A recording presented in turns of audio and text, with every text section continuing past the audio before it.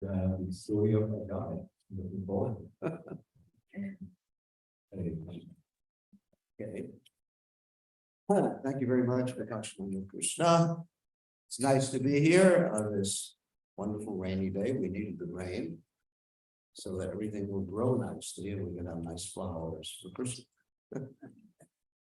So as you see on the altar, Krishna's decorated with so many nice flowers, and these flowers mostly have been grown by devotees here, especially one great devotee sitting there with a plaid shirt.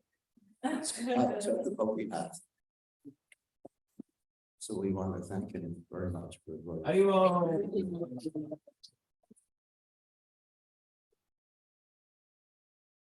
This is his son, Ishwar Chaitanya. He's growing up very quickly. He's only 10, so he's gonna be 17. See, people grow more in Christian consciousness than any other way. So, since you were all chanting Hare Krishna so nicely, I thought we would speak about the glories of the holy name and how one particular friend of mine, his name is Jamil, was saved by the chanting of the Lord's holy name, even though he was chanting it inadvertently, accidentally, he still was saved. So first we're going to chant Jai Radha Madhava.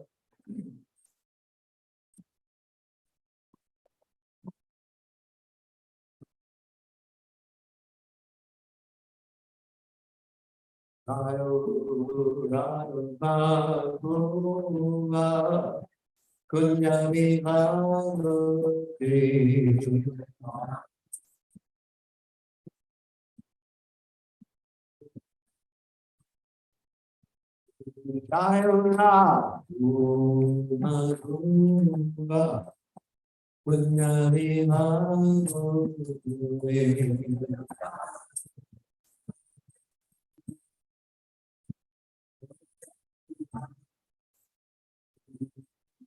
Vijana Manava Ivaruna Vijana Manava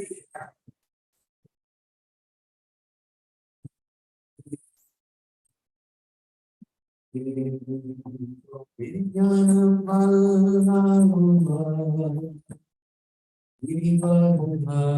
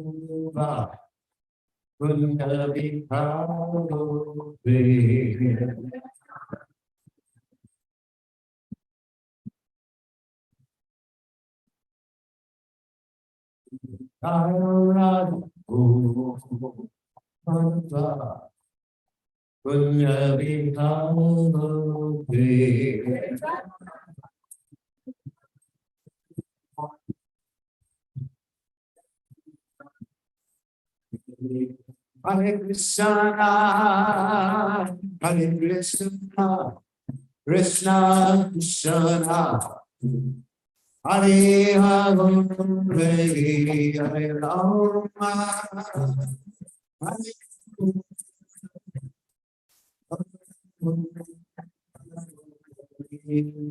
Hare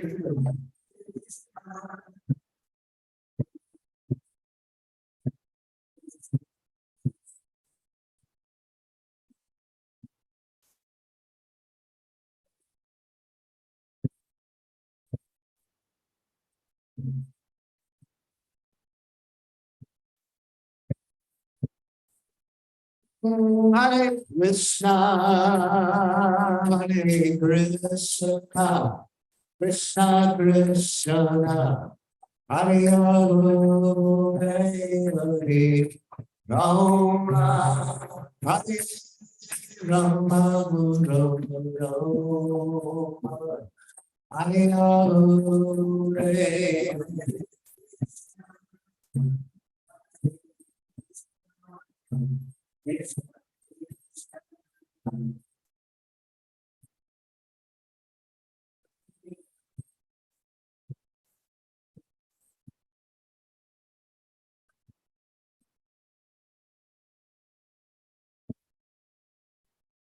Jai Prabhupada, Prabhupada, Prabhupada, Jai Prabhupada.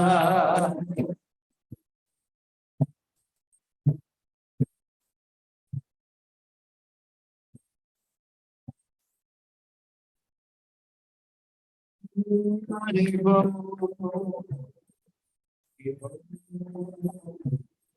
Haribo, Haribo,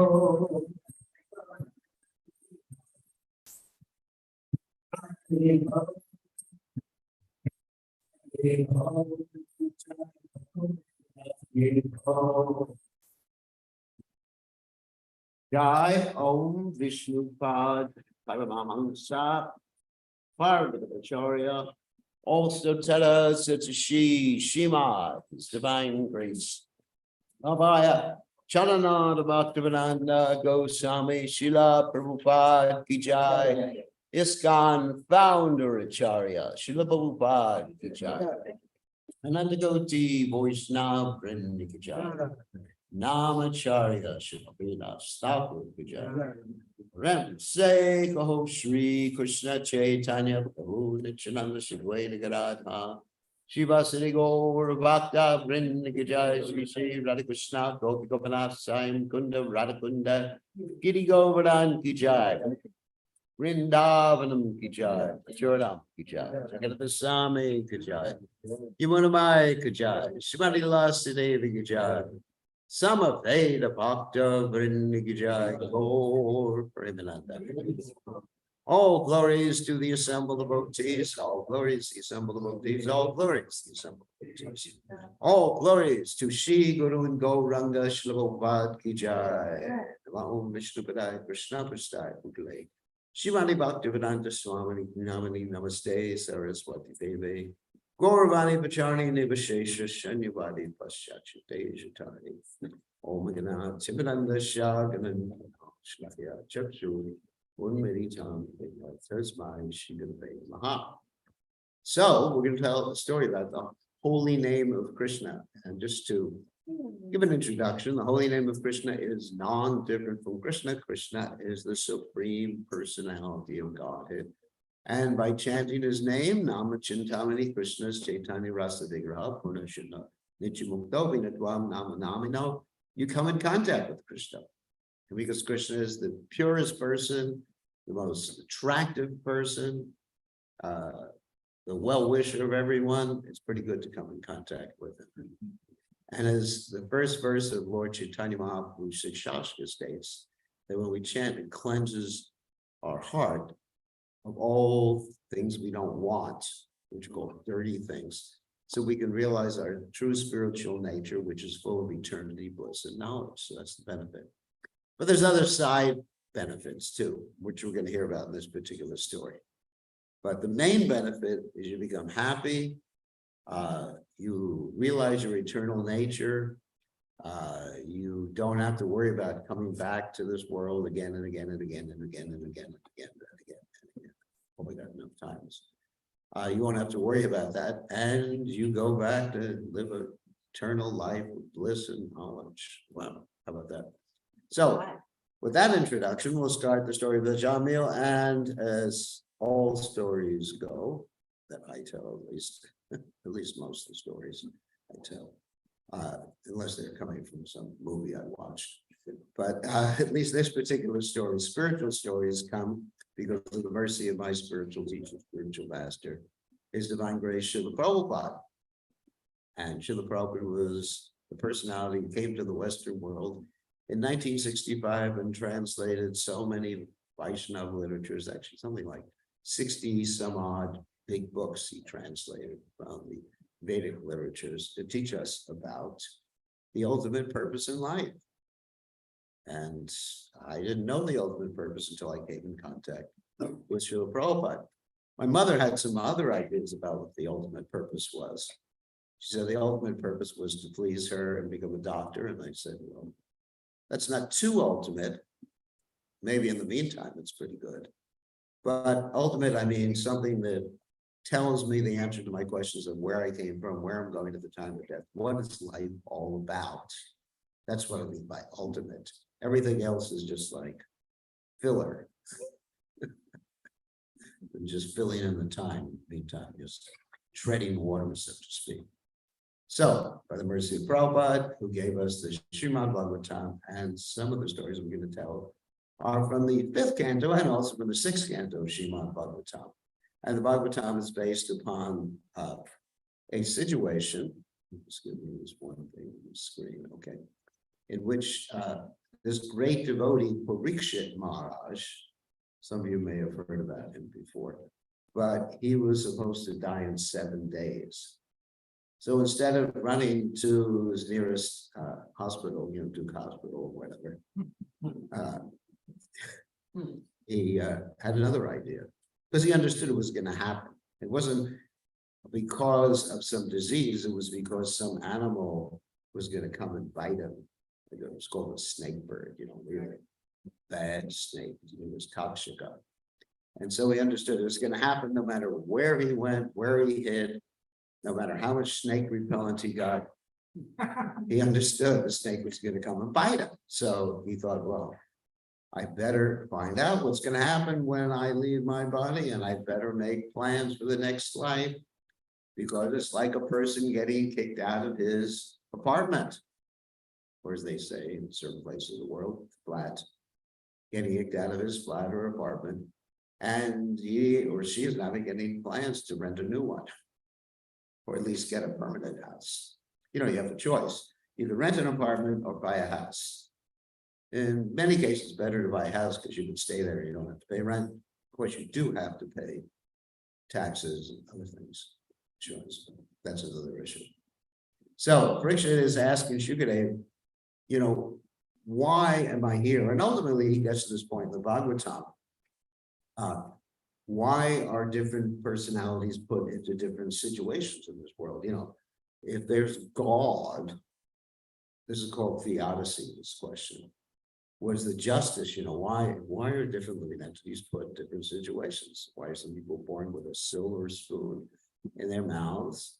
And why are some people born without a spoon in their mouths or in a difficult situation? This is called theodicy.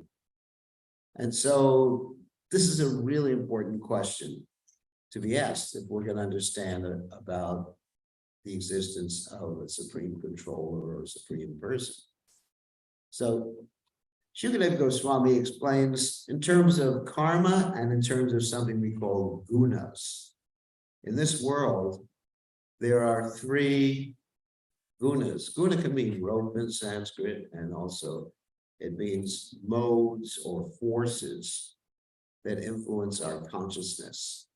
And these 3 modes or forces are called goodness, passion, and ignorance, or in Sanskrit, sattva, raja, and tama. And they're basically pulling us in this direction or that direction. Some of you coming from a different background may say, well, the devil made me do it. But it's not the devil, it's the modes of nature, and you chose the modes of nature, so you're responsible for your actions. Or we in Krishna consciousness say, Maya made me do it. And it's not Maya, it's the modes of nature. You chose the modes of nature. You picked up that whiskey.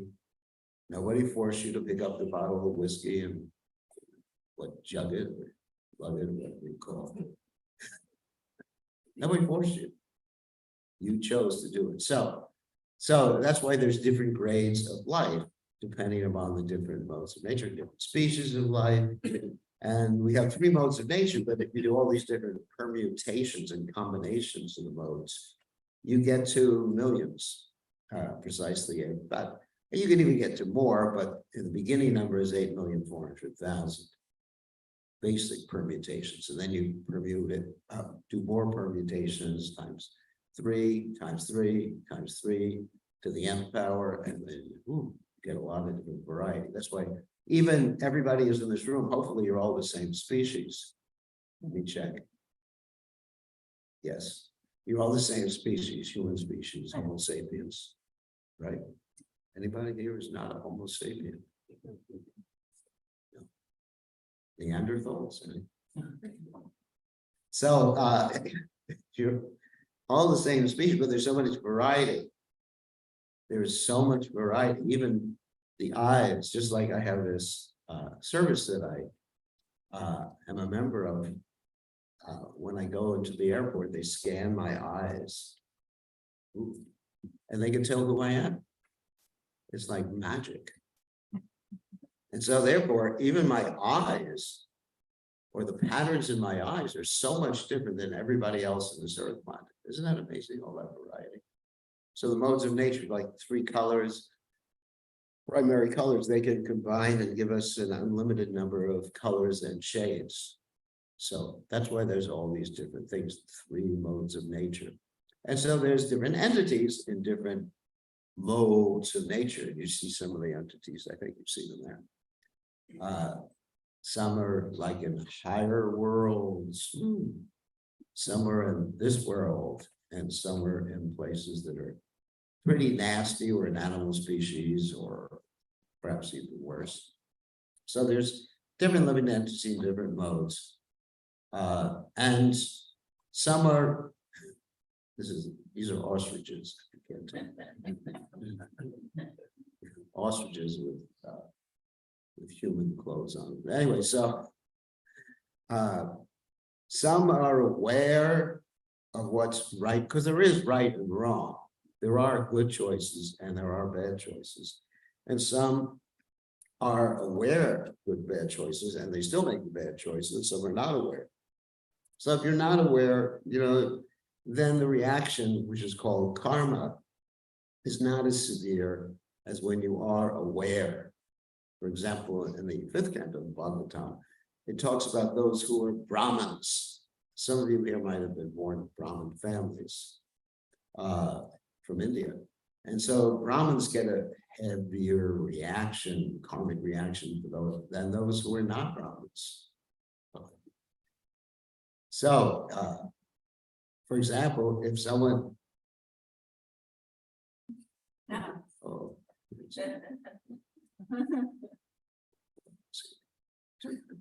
so I'm getting that.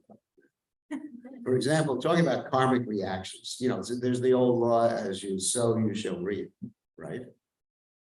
Or for every action, there's an equal and opposite reaction. So there's certain things that are inherently wrong, like killing another living entity unnecessarily. I understand if someone's attacking you, they're going to kill you, you have a right to defend yourself. Okay, that's understandable.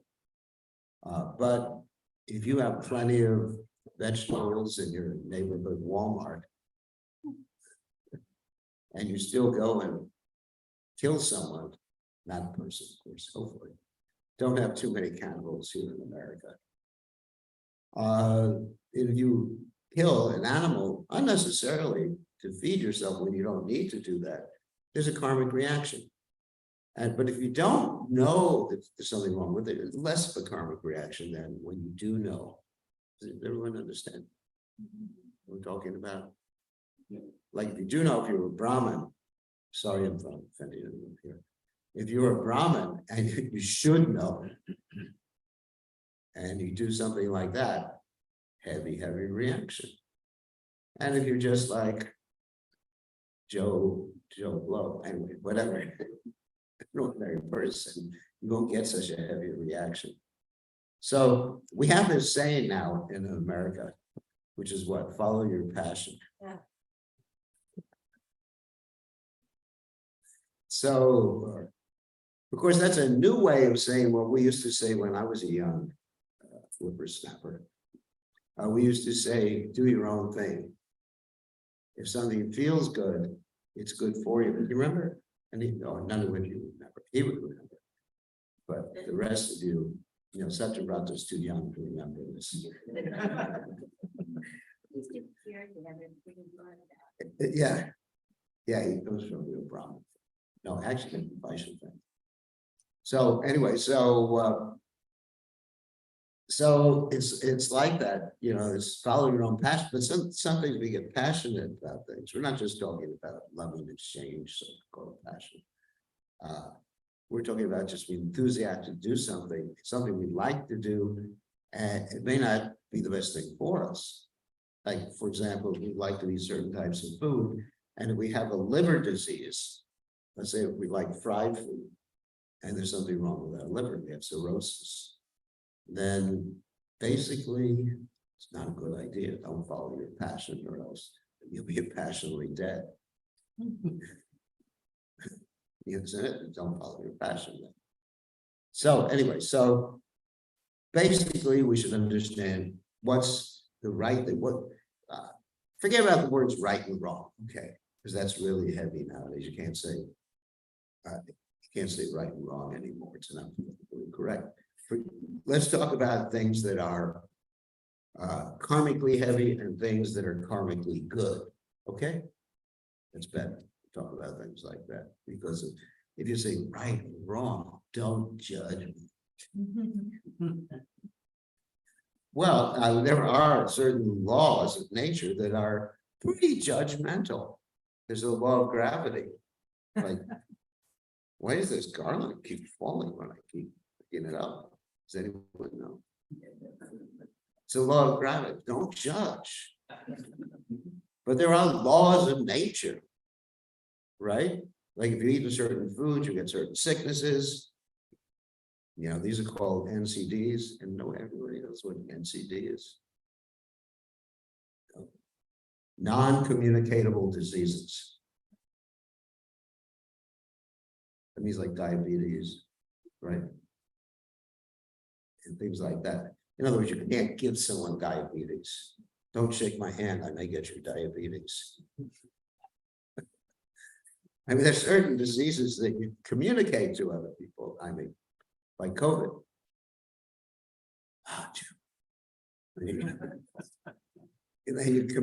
I'm communicating the disease to you. So don't blow on the conch shell if you have COVID. Anyway, so we've actually developed a habit, instead of blowing on the conch shells, we go tap, tap, tap. Anyway, it's a good habit. So anyway, there's certain laws of nature, and I can't do anything about it. It's not my judgment. It's just the way the universe functions. And don't blame the universe. I didn't design it. And there's someone who designed it. So you can blame the person who designed it. How about that? It's his fault. So this is the way he designed it, and there's nothing you can do about it. So anyway, certain people throw away the concept after evolution. Of course, evolution is another concept we're not going to talk about here in class. But certain people throw away the whole idea that there is a person who designed things. Even if you look at material nature from a scientific perspective, it's obvious that things are designed. If I look at this computer, it's obvious it's designed. If I look at the cell of the body, it's obvious it's designed. So, and there are there are judges in the universe, and that's part of the arrangement. And one judge's name is Yamaraj.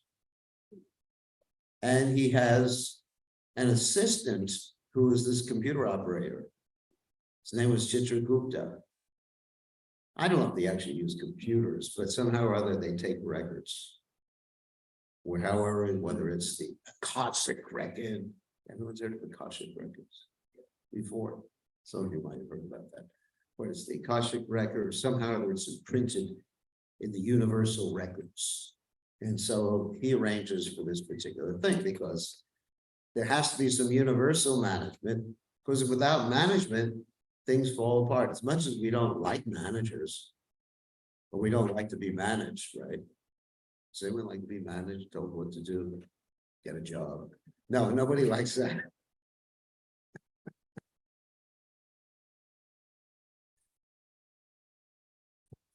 So nobody likes to be managed. We like to just have freedom, but life, you're working for, like if you're financing cars, isn't it? You have a manager.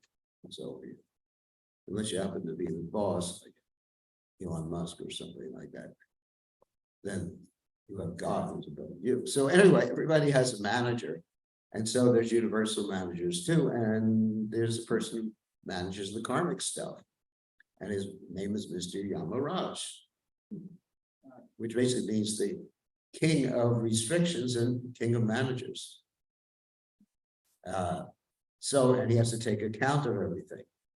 And there's actually one interesting case where he took account of two people.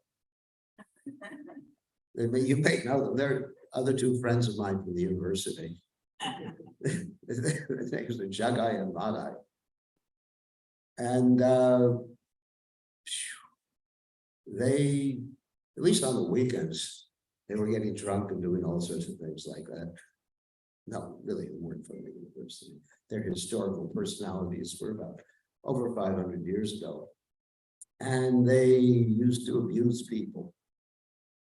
And not only get drunk, and as you see, they're here with the hookah. Hookah is a water pipe. It's the old version of vaping.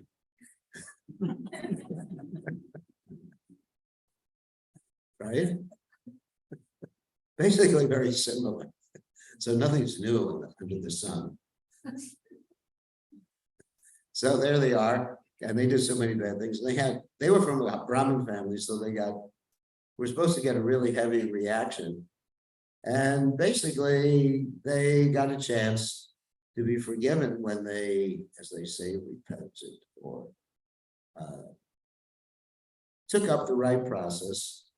And they were forgiven by the mercy of Lord Chaitanya and Lord Nityananda, who were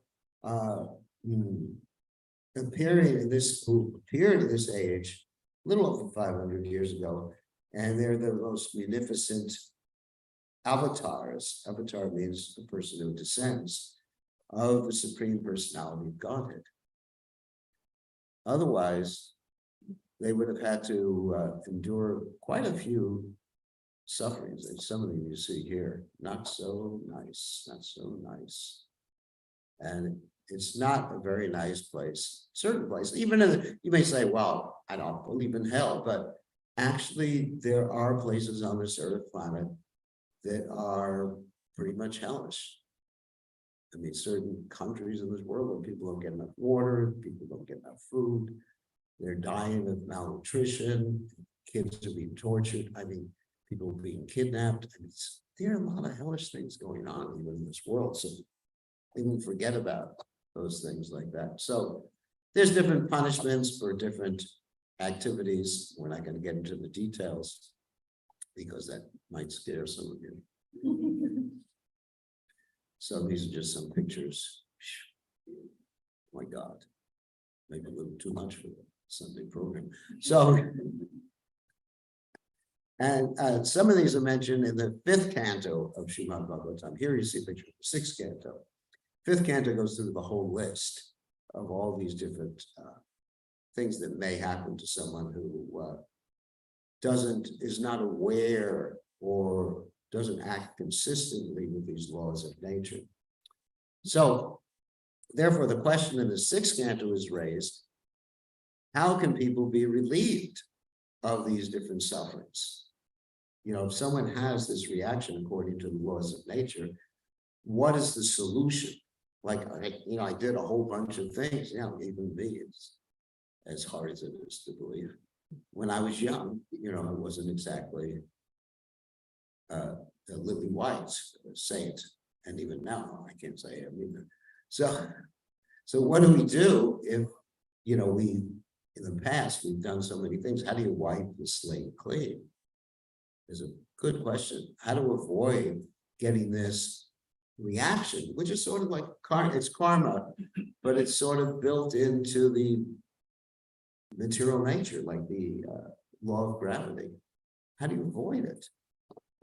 You know, and this question was raised, like you see this picture here, by Bir Krishna Maharaj, who we mentioned previously, to his guru Shukadeva Goswami.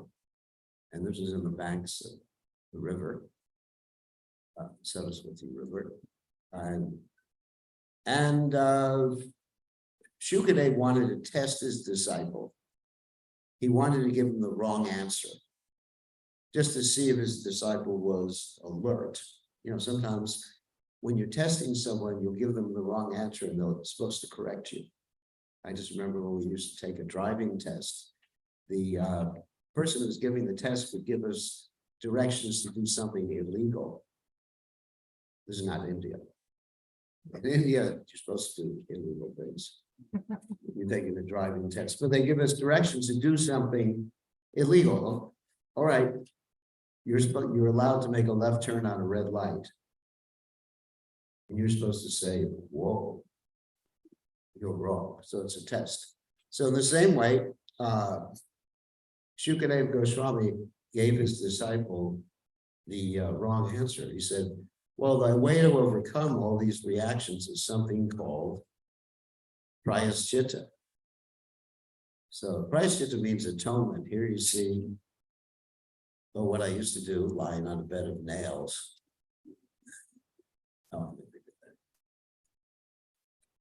Thinking that this way I will atone for my sins. And actually, you see this in many religions. Some religions it's called, you know, self-flagellation. I don't know if anyone here has ever seen this movie, Da Vinci Code. Anyone seen the movie? And there was someone with a chain. He kept beating himself and bloody and bloody and bloody. Few of you have seen that movie. Yes. That's called atonement.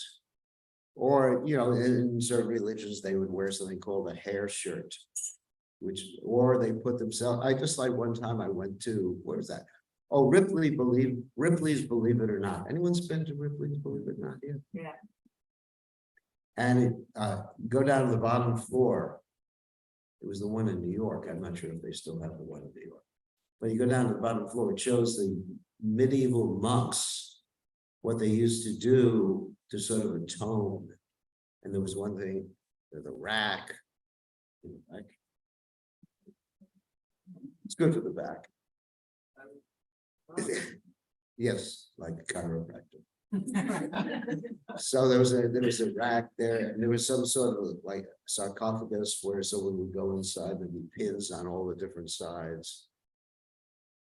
And this way you're atoning for all your sins. Doesn't work. Doesn't work like that. And actually, what happens, even if you atone, even if you could get rid of the reactions, the natural reactions in this world, you're still going to go out and do the same thing again. I mean, just like we're here in North Carolina, this part of North Carolina is famous for one particular type of doctor or doctors. What was it famous for? Is anyone know? Weight reduction. Durham. Durham is famous for weight reduction clinics. So how it turns out is that if people go to these weight reduction clinics, they lose weight, and then what happens afterwards? They take it back. It's called the yo-yo effect. So Shukadeva Goswami presented this prayaschita to Bir Krishna Maharaj, but Bir Krishna Maharaj, being a good follower and disciple, said, Guru Maharaj, you are wrong. And he said, but that's like an elephant that actually bathes itself nicely in the water and then sprinkles dust on itself. Of course, there is a reason the elephant does that. You know, it's like an abrasive that helps with the skin. But that's another issue. Let's just take that as a metaphor for whatever, however it helps us understand the purpose. So in other words, we do something, it may feel bad, we stop doing it, we repent or correct our behavior for a little while, and then it comes back again. Because the seed of desire to do that particular thing remains, right? It always remains. And so you have to fight against it your whole life. And then you have to go to a 10-step program to fight against it. 10-step? 12 steps, sorry about that. 12 step, I only got 10, that must be my problem. So, yeah, thank you. You give me the extra 2 in the class. So, if you have to go to the 12-step program to figure out how to do it for the rest of your life, you know, once an alcoholic, always an alcoholic, always an alcoholic, always an alcoholic. Well, actually, there's another answer to this. And that answer is given by Pariksha Maharaj, by Bir Krishna Goswami, sorry, in the context of a story. And that story is about a very, very nice young man, starts out as a young man, who is a young Brahmana from a place in India named Kanyakuja. And he's a very pure-hearted soul. He had a nice wife. Of course, this is a cartoon, obviously.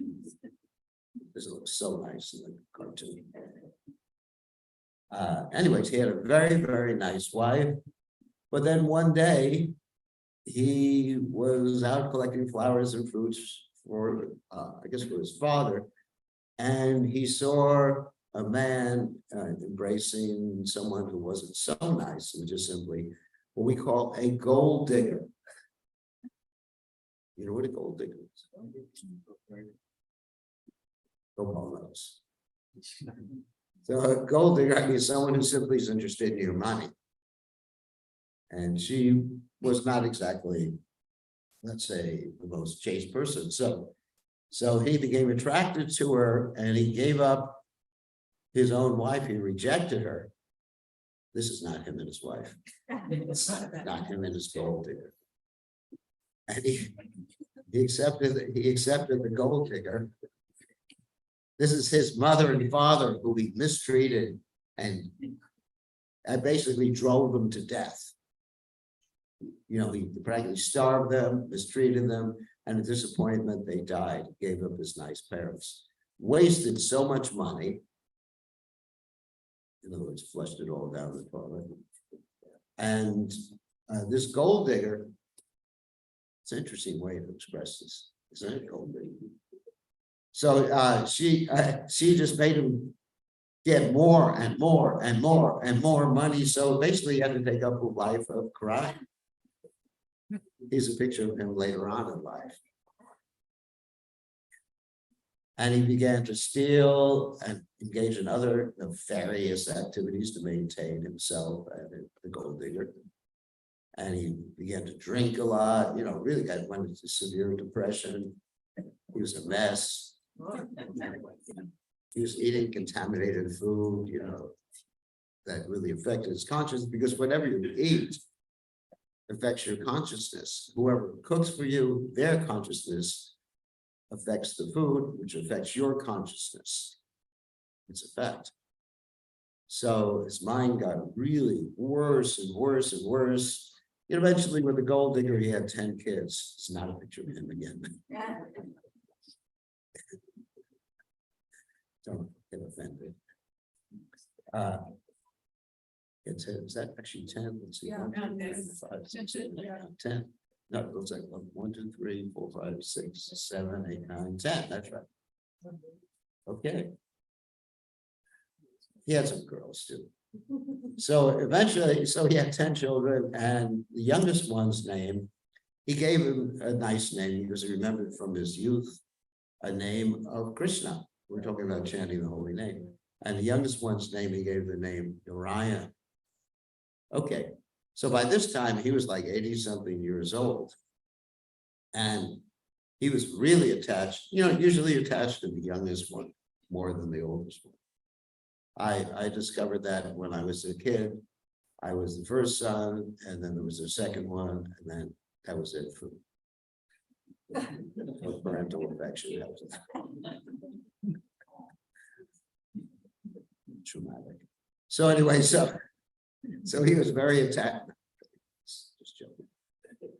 But he was really attached to his youngest son, and he kept crying out his son's name, especially when he got ready to leave his body at 88 years of age. And so fortunately, he had named his son a name of Krishna, or one of the holy names. We have so many holy names. We have Krishna, Rama, Nrsimha, actually thousands or millions of names of Krishna. And each and every one of those names has the full potency. It's non-different from the Supreme Person. So he was chanting Narayan, Narayan, Narayan. And so what happened is he got ready to leave his body and either become a ghost or something. And there were some, let's say, some people from the police department, the Universal Police Department, they're called Yamadutas.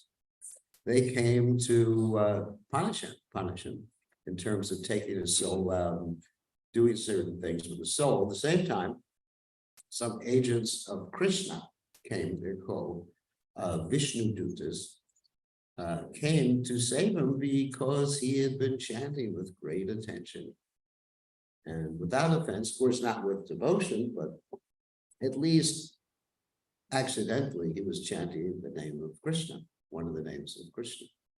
And it's described, this is called technically Namabash, that if one chants accidentally or meaning something else, or even the syllables are separated, there's great benefit. Even one gets freed from all sorts of bad karma.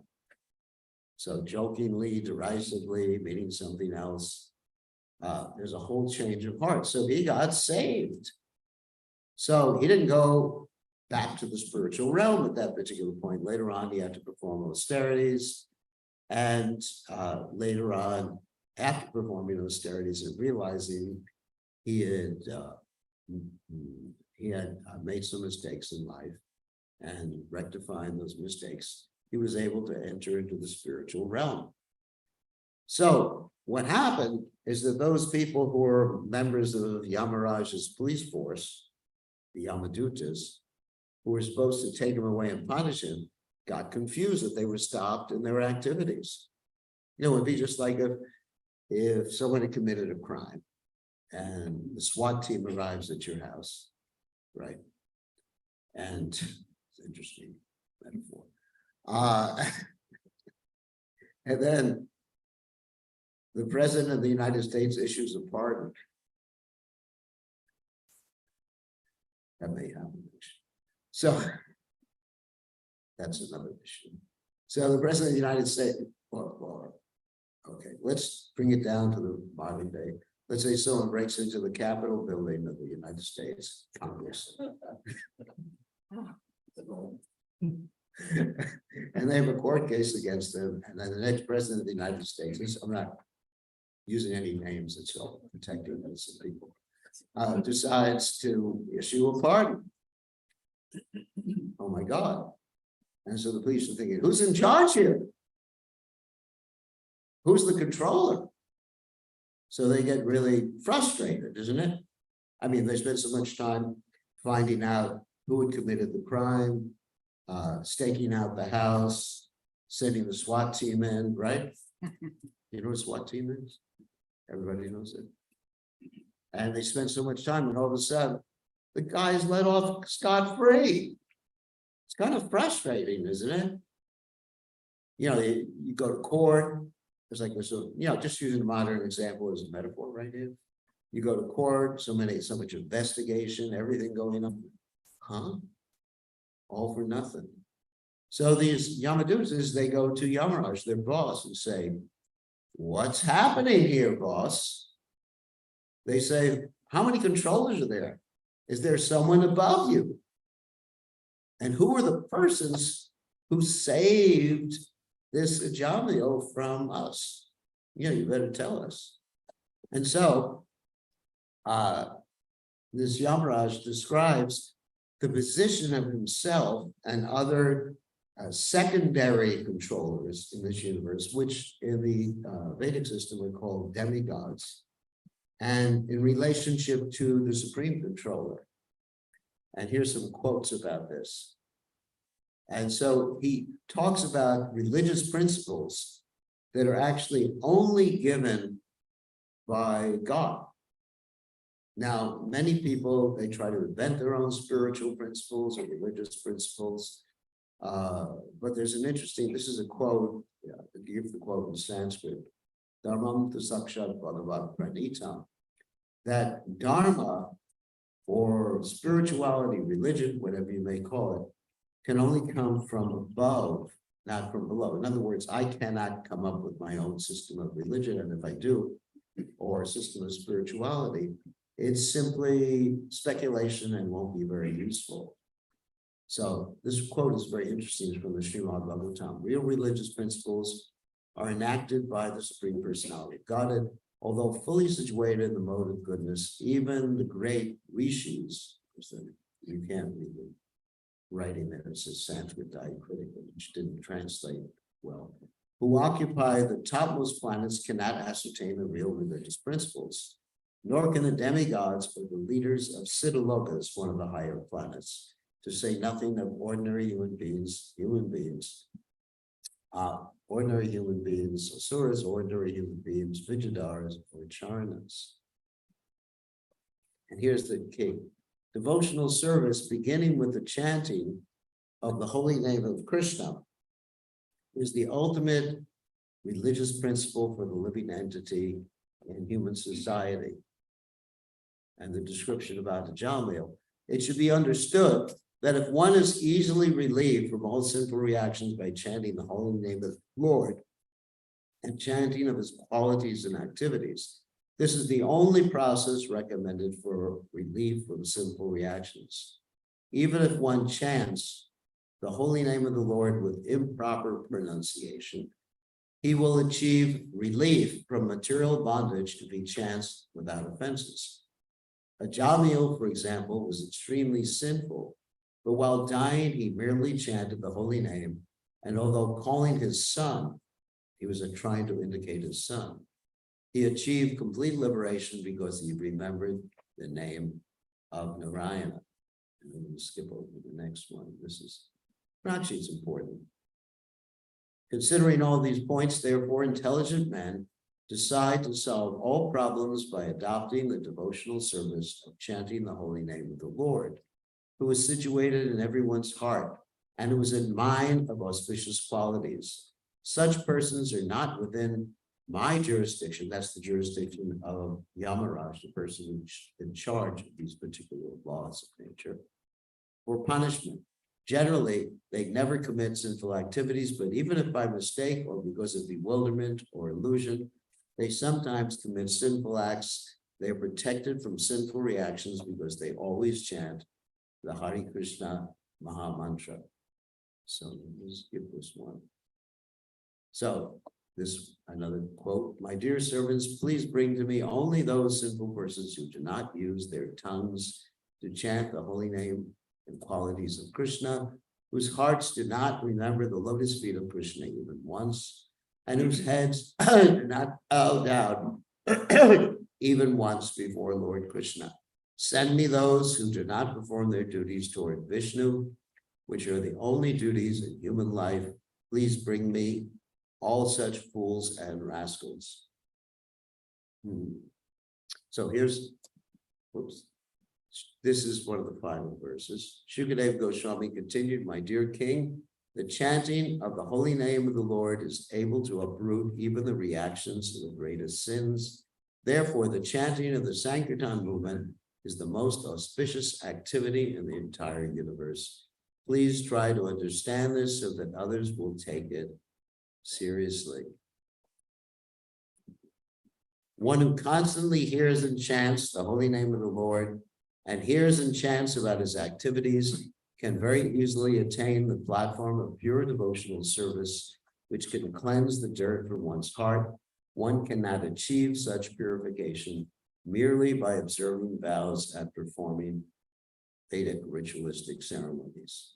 And the last verse is, after hearing from the mouth of their master about the extraordinary glories of the Lord. So this is the Yamadutas hearing from Yamaraj, their boss, and his name, fame, and attributes. The Yamadutas were struck with wonder. Since then, as soon as they see a devotee, they fear him and dare not look at him again. So if you want to overcome the stringent laws of material nature, at least these particular laws, the law of karma, then the chanting of the Lord's holy name is the methodology. And by the grace of His divine grace, Srila Prabhupada, whoops, there's the picture. But we have been given this knowledge of the Vedic literatures, this topmost understanding of what's called the Yuga Dharma, the process of self-realization in this day and age. Harir Nama, Harir Nama, Harir Nama. Hello, Nisteva, Nisteva, Nisteva. Gati Rajyata. So, any questions? Anybody? Yes. So, thank you very much for the nice class and the support of Arjuna. So, we know that as an attached father, he was always calling out, even before the death, he was calling Orion, Orion, Orion. Right. And although he was engaged in sinful activities, he wasn't committing the offense of engaging in sinful activities and chanting the holy name. So can we understand that even before the time of death, that he was chanting the name and he was becoming more and more relieved of his sinful activities until that? Yes, yes, you gotta understand that. Now, one thing I need to unpack your question a little bit. There is one particular thing we don't want to do. We don't want to be chanting for the purpose of relieving ourselves from bad karma. Because then at that point, it doesn't work. That's considered one of the offenses on chanting the holy name. To chant with that particular, the only reason I'm chanting is because I got all that bad karma, I want to get rid of it. Doesn't work. But if you're doing it inadvertently, not the bad karma inadvertently, but if you're chanting and not connecting it to whatever, bad karmic thing or negative karmic thing you're doing, then it works in that particular context. So he wasn't doing it for that purpose. In fact, he was simply trying to call his son. So that's why we advise those who have children to give their children spiritual names. So even if they become rascals later on, the adults, not the children. But even if the children become rascals, then you remember and be chanting in Krishna's name of the rascal. And if you become a rascal, you'll be chanting your children's name too. So it's a benefit. So whatever you do, give your children some nice name like Krishna, Govinda, Radhe, Krishna, whatever. And it will be beneficial to you. So yes, excuse me. Ajamil was purified beforehand. So other questions, comments, problems, arguments, differences of opinion? No? All right, what? I thought you also talk a little bit more about Yamaraj himself is a Mahajan and is a great, one of the greatest devotees of Krishna. Okay, yeah, so this, I wouldn't say transcendental, but the policeman or the police chief, his name is Yamaraj, and he's working for the government. So it's not that the police chief is a criminal. He's actually, excuse me. He's a good servant of the government, of the universal government. So yes, he's a devotee. He's actually one of the 12 greatest devotees. They're called Mahajanas. Like people like Bali Maharaj, Bir Goswami, and others are Lord Brahma. They're all Mahajanas, or means great devotees. So, any other questions? If not, we can end. So thank you very much. All glories to Srila Prabhupada, Srila Prabhupada, Ki Jai. Thank you very much.